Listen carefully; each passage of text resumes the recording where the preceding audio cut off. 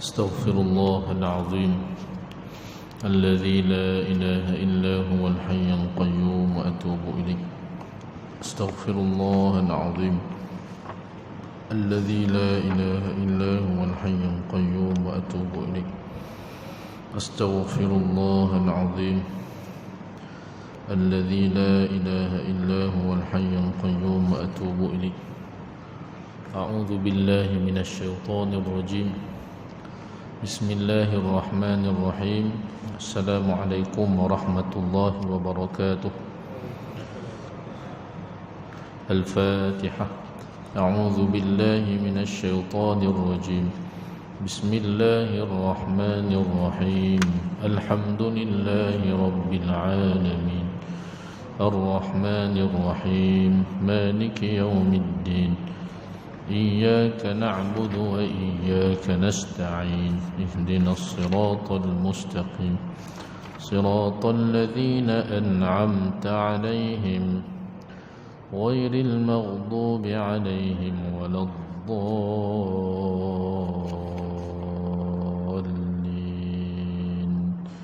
آمين. الحمد لله رب العالمين وأفضل الصلاة وأتمه التسليم على الحبيب الشافي سيدنا محمد وعلى آله وأصحابه أجمعين. قال رب اشرح لي صدري ويسر لي أمري واحلل عقدة من لساني يفقه قولي. سبحانك لا علم لنا إلا ما علمتنا إنك أنت العليم الحكيم. ولا حول ولا قوة إلا بالله العلي العظيم. اللهم فقهنا في الدين وعلمنا التأويل. اللهم افتح علينا فتوح العارفين يا أرحم الراحمين. اللهم علمنا ما ينفعنا وانفعنا بما علمتنا. اللهم زدنا علما. اللهم ارزقنا فهما يا عليم. وصلى الله على سيدنا ونبينا محمد وعلى آله وأصحابه أجمعين. أما بعد. قال الله سبحانه وتعالى في القرآن العظيم بعد أعوذ بالله من الشيطان الرجيم. بسم الله الرحمن الرحيم. إذ يغشيكم النعاس أمنة منه وينزل عليكم من السماء ماء ليطهركم به ويذهب عنكم رجز الشيطان وليربط على قلوبكم ويثبت به الأقدام. صدق الله العظيم. Al-Fadilah Tuan Imam, Al-Afadilah Tuan-tuan guru, para alim ulama, muslimin, para jemaah yang dirahmati dan dikasihi Allah Subhanahu wa taala sekalian. Alhamdulillah, pertama-tamanya marilah sama-sama kita bersyukur kehadrat Allah Subhanahu wa taala kerana dengan limpahan izin kurniaannya pada malam yang berbahagia ini dapat sama-sama kita berhimpun beriktikaf dalam rumah Allah Subhanahu wa taala yang penuh dengan ketenangan, kemuliaan. Semoga Allah Subhanahu wa taala menganugerahkan ketenangan, sakinah dalam jiwa kita, dan mudah-mudahan Allah Subhanahu wa taala memuliakan kita di sisinya insya-Allah. Amin ya rabbal alamin. Insya-Allah para jemaah sekalian, seperti biasa marilah sama-sama kita berselawat terlebih dahulu kepada baginda Rasulullah sallallahu alaihi wasallam. Innallaha wa malaikatahu yusalluna 'alan nabi ya ayyuhalladzina amanu sallu 'alaihi wa sallimu taslima. Allahumma salli 'ala sayyidina Muhammadin wa 'ala ali sayyidina Muhammad. اللهم صل على سيدنا محمد وعلى آل سيدنا محمد. اللهم صل على سيدنا محمد وعلى آل سيدنا محمد. اللهم صل على سيدنا محمد وعلى آل سيدنا محمد.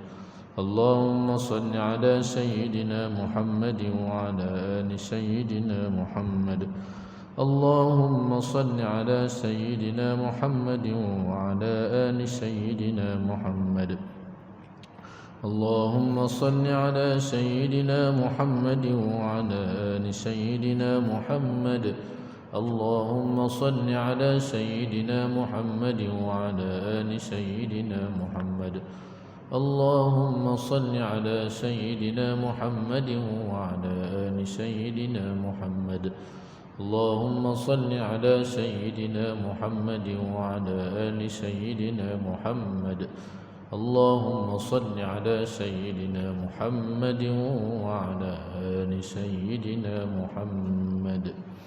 Alhamdulillah, mudah-mudahan selawat yang dipanjatkan diterima Allah Subhanahu wa taala insya-Allah.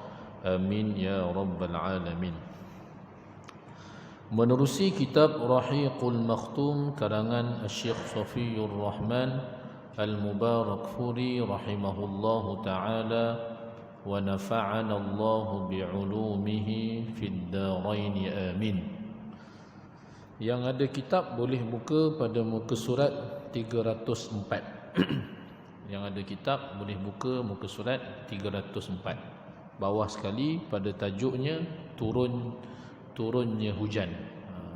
Dalam tajuk ataupun kisah tentang peperangan Badar Al-Kubra. Muslimin para jemaah yang dirahmati dan dikasihi Allah Subhanahu wa taala sekalian. Apabila baginda Rasulullah sallallahu alaihi wasallam mengetahui akan bilangan tentera musyrikin Quraisy Mekah melalui pertanyaan Rasulullah sallallahu alaihi wasallam kepada dua orang wakil hamba yang mereka ini menjadi suruhan kepada orang-orang Quraisy untuk mengambil air. Jadi saat Sayyidina Ali bin Abi Talib diarahkan untuk melakukan risikan, didapati ada dua orang hamba tadi yang ditugaskan oleh orang Quraisy untuk mengambil air, dan akhirnya dua orang tadi itu ditangkap oleh Sayyidina Ali bin Abi Talib karramallahu wajhah dan dibawa kepada baginda Rasulullah sallallahu alaihi wasallam. Ringkasnya, tuan-tuan, selesai Nabi sallallahu alaihi wasallam menunaikan solat, Rasulullah sallallahu alaihi wasallam bertanya kepada dua orang wakil Quraisy ini.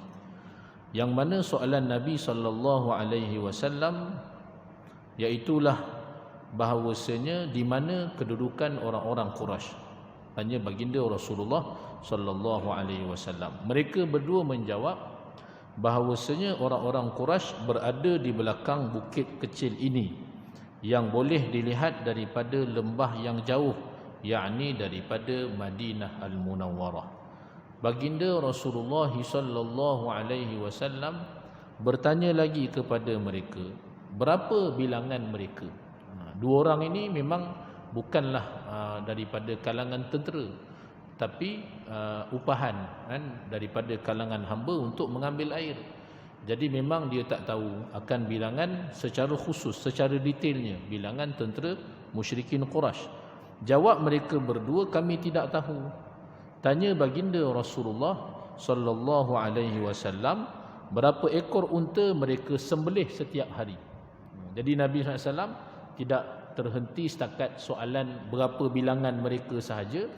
Dan bahkan Rasulullah SAW tanya berapa bilangan ekor unta setiap hari mereka sembelih. Jawab mereka, satu hari ada 9 ekor dan ada satu hari 10 ekor. Lalu Rasulullah SAW berkata, kaum itu seramai antara 900 ke 1000 orang. Andaian baginda Rasulullah sallallahu alaihi wasallam. Kerana setiap seekor unta itu andaiannya sekitar 100 orang makan. Jadi bila kalau disembelih 9 ke 10 ekor, itu bererti bilangan yang makan itu iaitulah sekitar 900 ke 1000 orang. Dan sememangnya apa yang Rasulullah sallallahu alaihi wasallam sebutkan itu adalah suatu kebenaran. Ini antara kehebatan junjungan besar baginda Rasulullah sallallahu alaihi wasallam. Kemudian Rasulullah sallallahu alaihi wasallam berkata kepada mereka berdua, siapakah orang-orang yang ternama daripada kalangan Quraisy yang berada dalam rombongan ataupun dalam tentera tersebut? Mereka berdua menjawab, Utbah dan Syaibah bin Rabi'ah. Semua pemimpin-pemimpin ini disebutkan oleh dua orang ini, Utbah dan Syaibah bin Rabi'ah. Utbah dan Syaibah ni kalau nak diikutkan tuan-tuan, dia jahat juga, tapi kategori jahat dia tidaklah sebagaimana Abu Jahal. Utbah dan juga Syaibah, kisah saat Rasulullah sallallahu alaihi wasallam dihalau oleh orang-orang Taif saat Nabi sallallahu alaihi wasallam disakiti. Rasulullah sallallahu alaihi wasallam berteduh di suatu kebun. Kebun itu adalah milik Utbah dan juga Syaibah bin Rabi'ah. Jadi dia memang tidaklah nak kata baik sangat, tetap musuh Rasulullah sallallahu alaihi wasallam. Cuma pada saat ketika itu ada rasa belas kasihannya terhadap Nabi sallallahu alaihi wasallam. Bila tengok Rasulullah sallallahu alaihi wasallam disakiti, maka disuruh hambanya yang bernama Adas untuk memberikan anggur kepada Rasul sallallahu alaihi wasallam, yang akhirnya Adas memeluk agama Islam. Jadi itu tuan kepada Adas itu iaitulah Utbah dan juga Syaibah bin Rabi'ah. Kemudiannya Abu Al-Bakhtari bin Hisham, Hakim bin Hizam, Naufal bin Khuwailid, Al-Harith bin Amir, Ta'imah bin Adi, An-Nadhr bin Al-Harith, Zam'ah bin Al-Aswad, Abu Jahal bin Hisham, Umayyah bin Khalaf. Umayyah bin Khalaf adalah merupakan tuan kepada Sayyidina Bilal bin Rabah Al-Habashi, yang dia telah menyeksa Sayyidina Bilal, bersama beberapa orang lelaki lagi yang disebutkan namanya oleh mereka, la'natullahi alaihim ajma'in. Semua pemimpin-pemimpin Quraisy. Apabila Rasulullah sallallahu alaihi wasallam mendengar nama mereka, semua pemimpin besar orang Quraisy turut serta dalam peperangan tersebut. Yang cuma tinggal beberapa orang sahaja. Abu Sufyan dalam perjalanan menuju ke Mekah, selamat rombongan dia. Manakala Abu Lahab, bapa saudara Rasulullah sallallahu alaihi wasallam, dihantar wakil orang yang berhutang kepada dia. Jadi dia masih lagi duduk di Mekah. Dia tak join. Tapi rata-rata majoriti pemimpin-pemimpin Quraisy, semua mereka turut serta di dalam misi peperangan Badar. Maka Rasulullah sallallahu alaihi wasallam datang kepada para sahabat baginda ridwanullahu taala alaihim ajma'in, dan Nabi sallallahu alaihi wasallam bersabda, hadhihi Makkah qad alqat alaikum afladha kibdaha, atau kama qala Rasul sallallahu alaihi wasallam. Mekah telah mencampakkan sebahagian jantungnya. Jadi bila sebut campak jantung, maknanya habislah. Ibarat kata macam tu.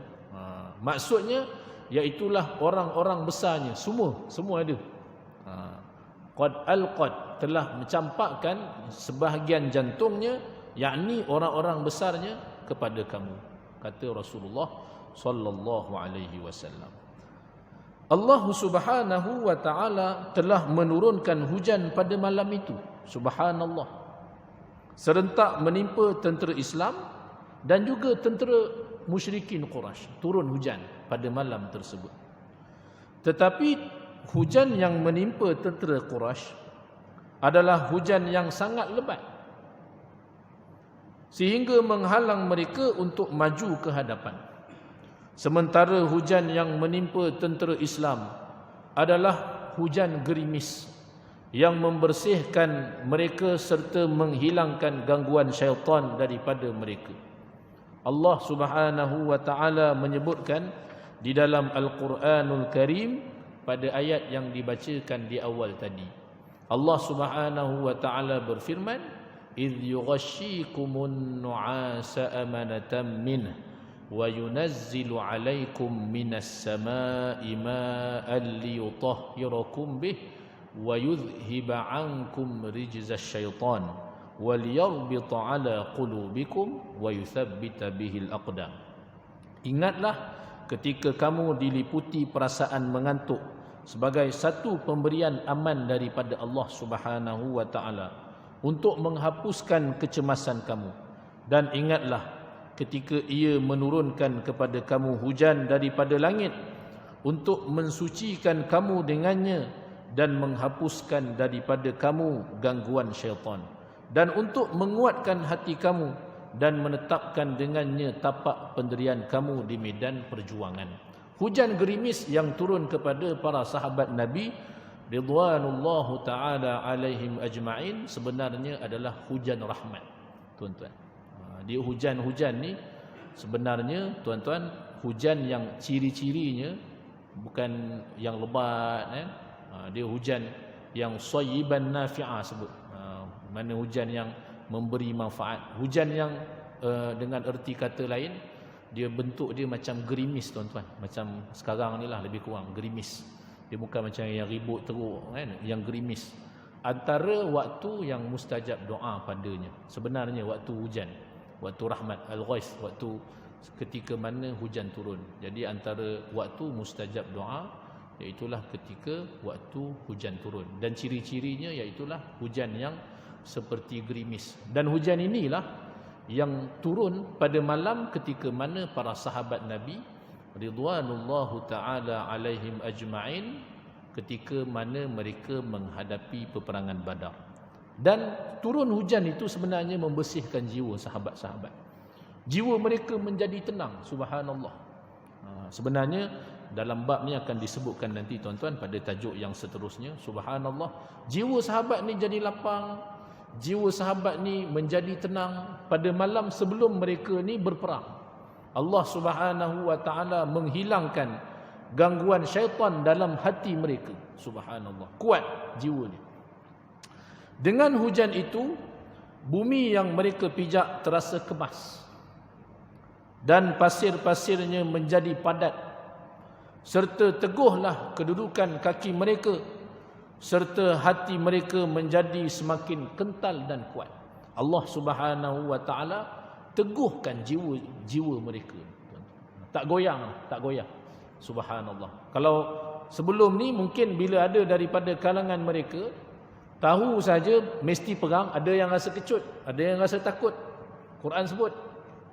Tapi pada malam, ketika mana malam sebelum perang, Allah Subhanahu wa taala turunkan hujan, tenang. Jiwa sahabat menjadi tenang setenang-tenang, kuat jiwa dia. Subhanallah. Allahumma salli ala sayyidina Muhammad.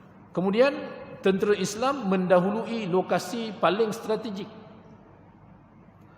Bergeraklah Rasulullah sallallahu alaihi wasallam bersama dengan tenteranya supaya mereka terlebih dahulu sampai ke mata air di Badar. Sebelum orang-orang musyrikin sampai, itu strategi. Biar sampai dulu.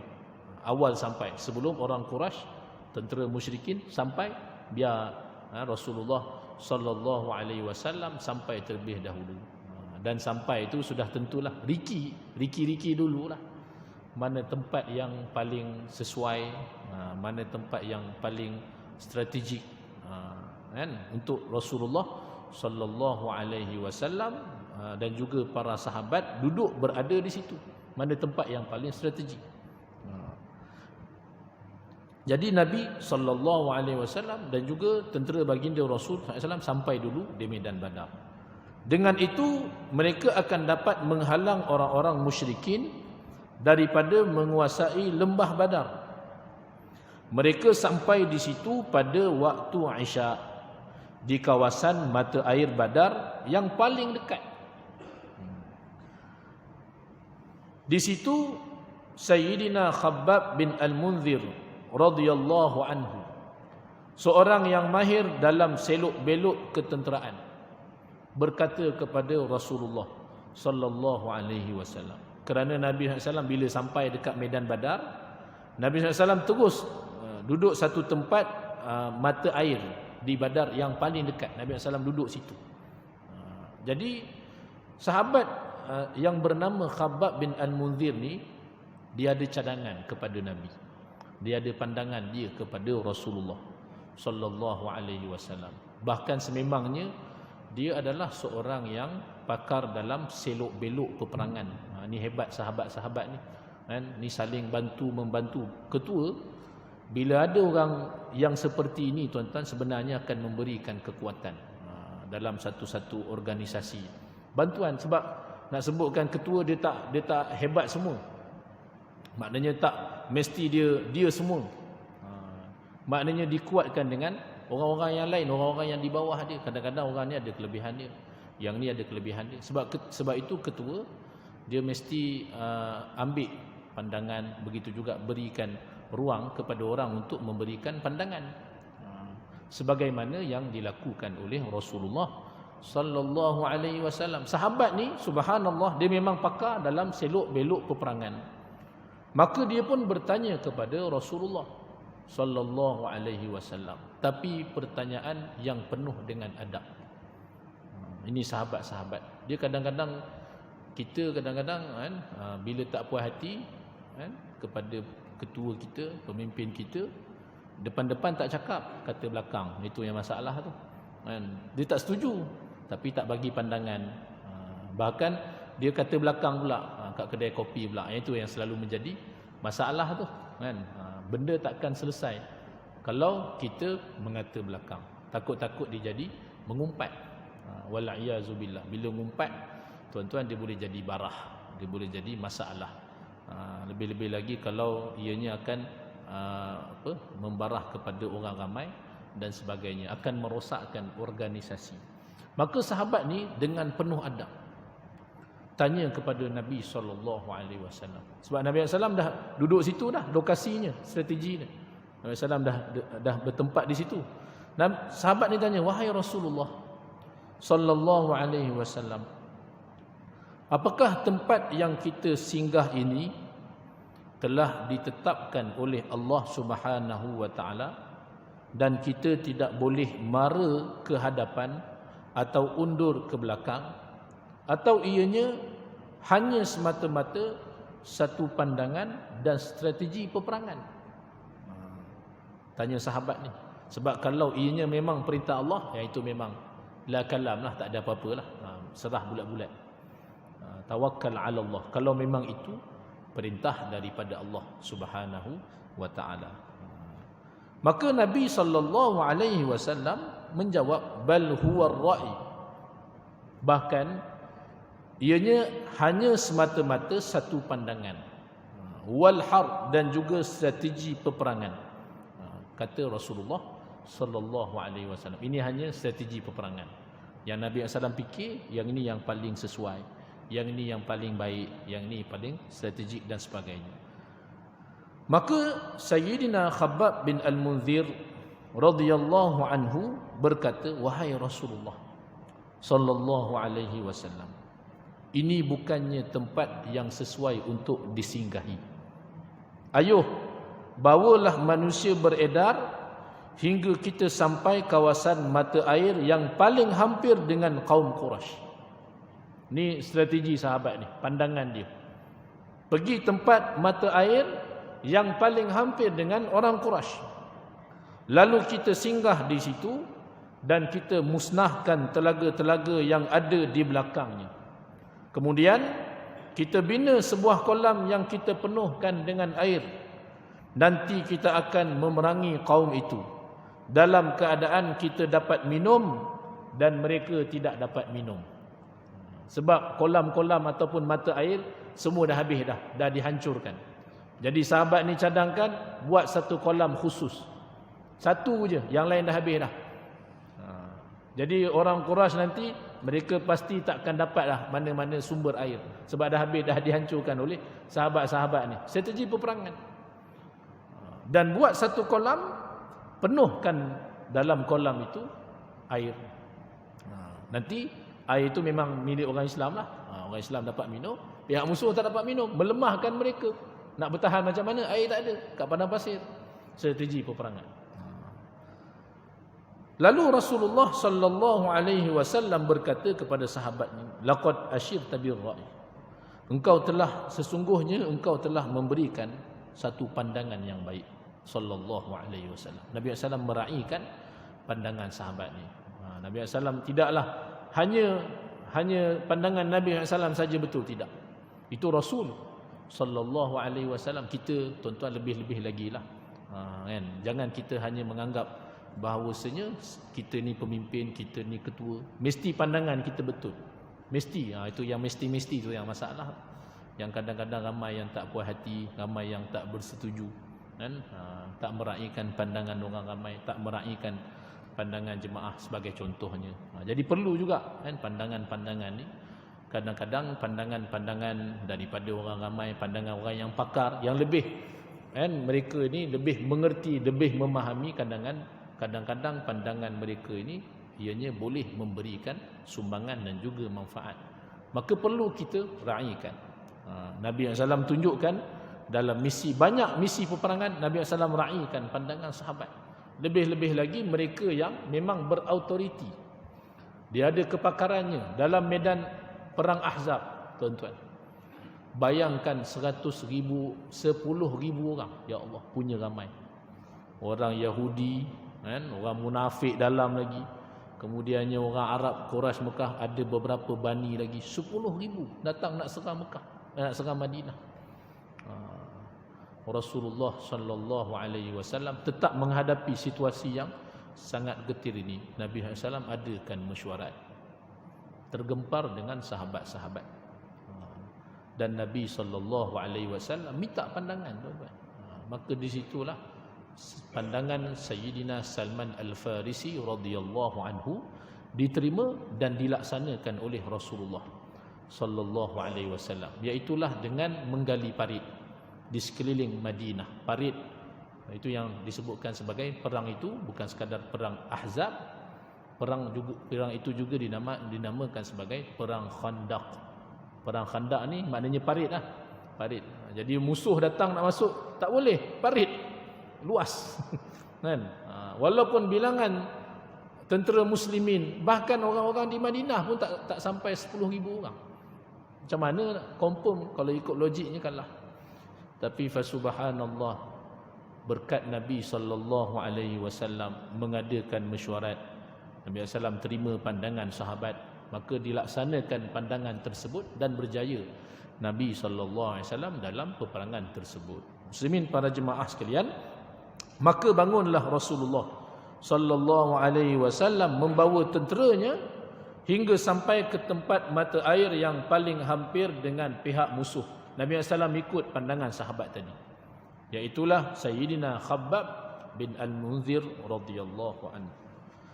Mereka sampai di situ ketika hari sudah tengah malam. Kemudian mereka membina kolam-kolam dan memusnahkan telaga-telaga yang lain, agar nanti kalau orang Quraisy tiba, mereka tak dapati dah mana-mana mata air, mana-mana sumber air, sebab semua dah dihapuskan oleh orang-orang Islam. Yang ada cuma kolam-kolam air yang dibina oleh orang Islam dan dikuasai oleh orang Islam.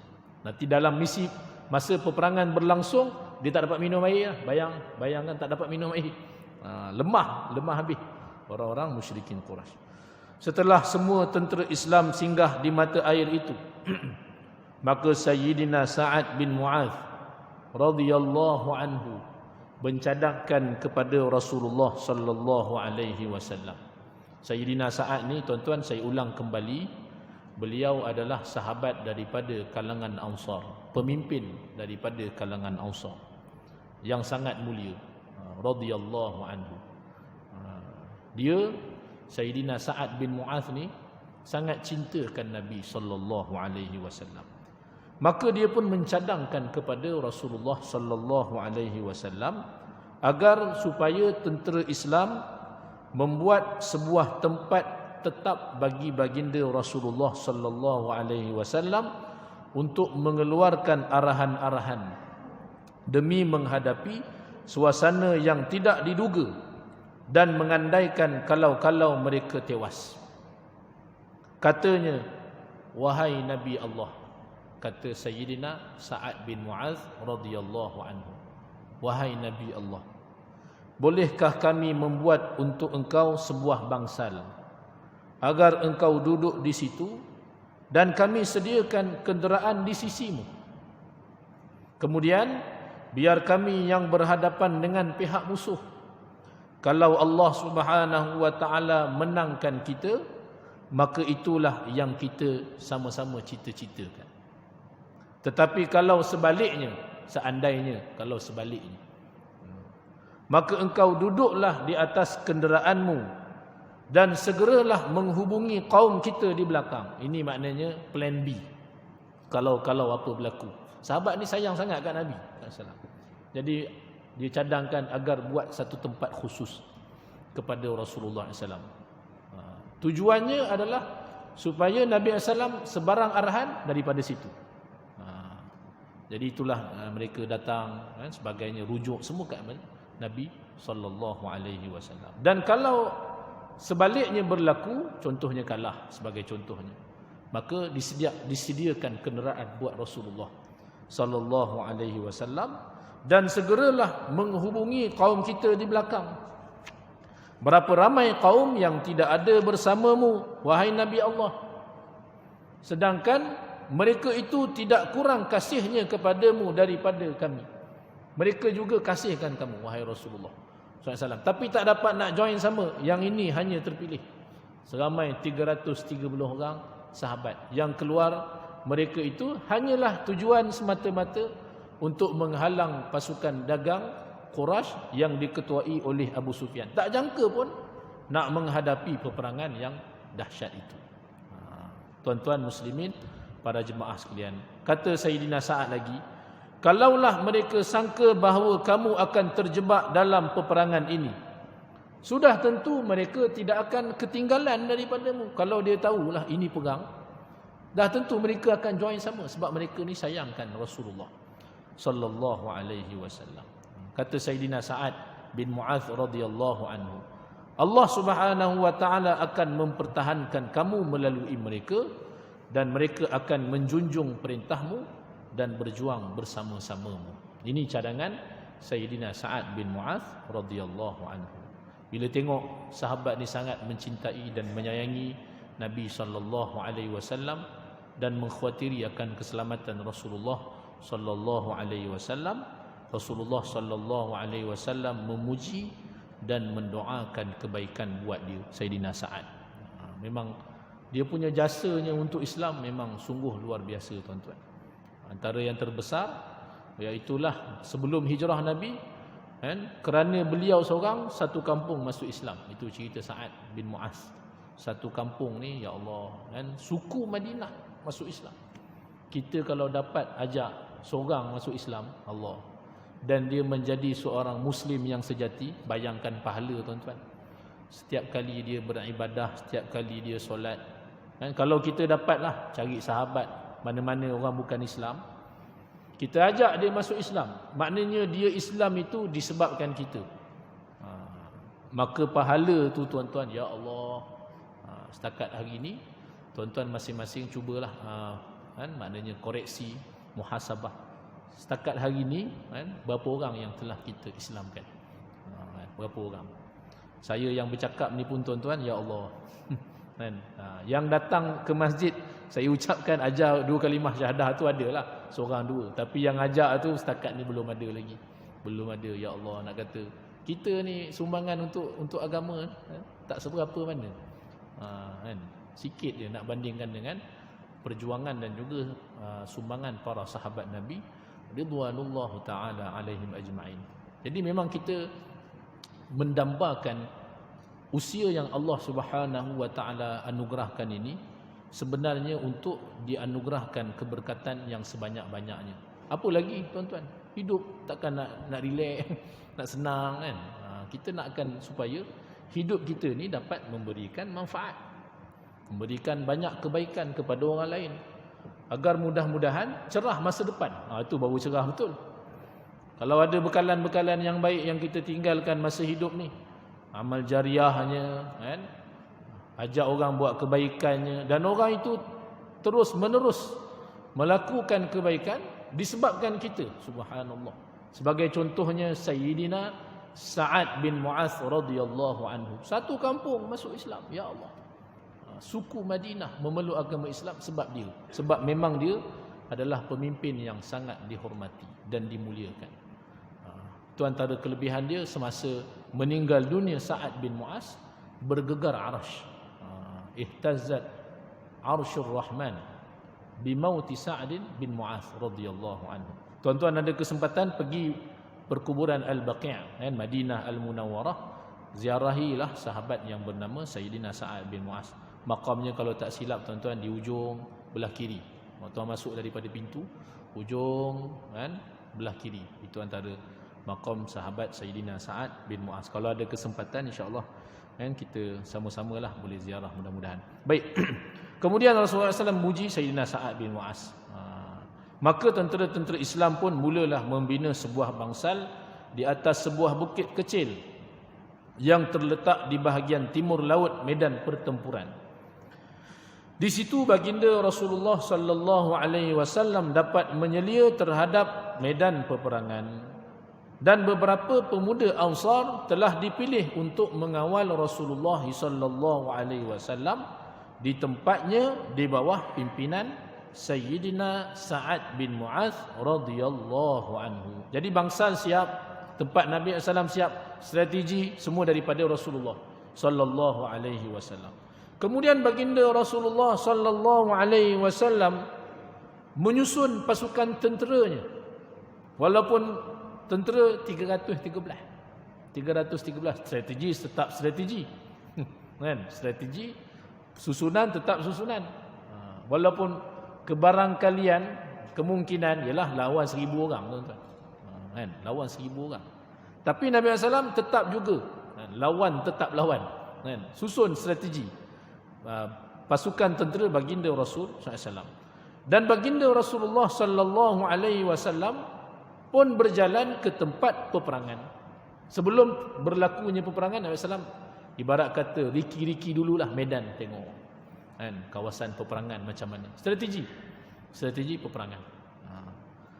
Baginda Rasulullah sallallahu alaihi wasallam ketika Nabi sallallahu alaihi wasallam berjalan-jalan di medan peperangan, tempat medan lah, belum berperang lagi.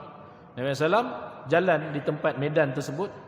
Baginda Rasul sallallahu alaihi wasallam menunjukkan dengan tangan baginda sallallahu alaihi wasallam. Nabi SAW jalan-jalan tu tunjuk tempat sekian. Nabi SAW sebut, "Hadza masra'u fulan ghadan insya-Allah." Hadza masra'u fulan ghadan insya-Allah. Kata Nabi sallallahu alaihi wasallam. Nabi SAW tunjuk tempat, kemudian Nabi SAW sebut, inilah tempat terbunuhnya si fulan besok insya-Allah. Inilah tempat terbunuhnya fulan besok insya-Allah. Nabi SAW sebut nama. Ini tempat ni, tempat ni. Sallallahu alaihi wasallam. Kemudian baginda Rasulullah sallallahu alaihi wasallam menghabiskan malam itu dengan bersembahyang berdekatan sepuhun pokok di situ. Sepanjang malam Nabi sallallahu alaihi wasallam solat. Allahu akbar. Ini Rasulullah sallallahu alaihi wasallam. Dalam hal keadaan Nabi sallallahu alaihi wasallam insan yang paling agung di sisi Allah. Kalau ikutkan memang Allah SWT akan bantulah kalau ikutkan macam itulah, tuan-tuan. Tapi tetap juga Rasulullah sallallahu alaihi wasallam memohon pertolongan daripada Allah Subhanahu wa taala itu dengan ibadah solat. Allah Subhanahu wa taala berfirman, "Wasta'inu bis-sabri was-salah." Mohon tolonglah kamu kepada Allah Subhanahu wa taala dengan jalan sabar dan juga solat. Jadi kita jika ada sebarang hajat memohon pertolongan kepada Allah Subhanahu wa taala, jalan yang terbaiknya iaitulah dengan kita melaksanakan ibadah solat. Di situlah tempat munajat sebenarnya, tuan-tuan. Paling dekat seseorang hamba itu dengan Allah Subhanahu wa taala. Hajat apa-apa, solat. Sebagaimana yang dilakukan oleh Rasulullah sallallahu alaihi wasallam. Jadi malam itu Nabi SAW solat. Tentera-tentera Islam yang lain bermalam pada malam itu dengan tenteram, dan keyakinan memenuhi lubuk hati mereka. Subhanallah, Allah SWT turunkan tu sakinah, ketenangan. Dia sakinah ni, ketenangan ni dia bukan boleh beli. Kadang-kadang ada orang rasa jiwa tak tenang kan, jiwa serabut dan sebagainya. Tapi yang diajarkan oleh orang ramai, oleh barat, bila jiwa tak tenang ni, iaitulah dengan melakukan maksiat. Itu yang salahnya. Bila buat maksiat, sebenarnya jiwa semakin tak tenang, makin tak tenang. Dalam drama-drama, minta maaf sebutlah, drama Korea ke drama tak Korea, drama Hindustan, bila serabut je, bila tak tenang je, dia minum arak. Bila tak tenang, buat maksiat. Jadi orang kita, orang Islam tengok, macam tu pula yang diajarkan. Padahal Islam ada ajarannya, iaitulah saat tak tenang, kena banyak ingat kepada Allah SWT. Jadi malam tu sahabat ni tenang. Bagaimana dan kenapa, tuan-tuan, insya-Allah ini kita sambung lagi pada kuliah yang akan datang. Allah Subhanahu wa taala a'la wa alam. Sekadar itu dahulu yang baik daripada Allah Subhanahu wa taala. Segala kelemahan, kekurangan adalah daripada diri saya sendiri. Mudah-mudahan Allah SWT memperbaiki segala kelemahan tersebut. Aqulu qawli hadza wa astaghfirullahal azim li wa lakum. Subhanakallahumma bihamdika asyhadu an la ilaha illa anta astaghfiruka wa atubu ilaik. Bismillahirrahmanirrahim. Wal 'ashr innal insana lafi khusr illa alladhina amanu wa 'amilus solihat wa tawassaw bil haqq wa tawassaw bis sabr. Barakallahu fikum. Assalamualaikum warahmatullahi wabarakatuh.